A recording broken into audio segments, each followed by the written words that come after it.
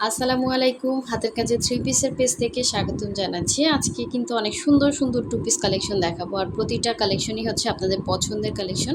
So যারা হচ্ছে আমাদের চ্যানেলে নতুন আছেন অবশ্যই হচ্ছে আমাদের চ্যানেলটা সাবস্ক্রাইব করে ফেলবেন এবং যারা আমাদের ফেসবুক পেজ থেকে দেখছেন অবশ্যই হচ্ছে পেজটা ফলো দিয়ে সাথে, সাথে ভিডিওতে একটা লাইক দিয়ে দিবেন। সো দেখেন এই ডিজাইনটা কিন্তু খুবই সুন্দর।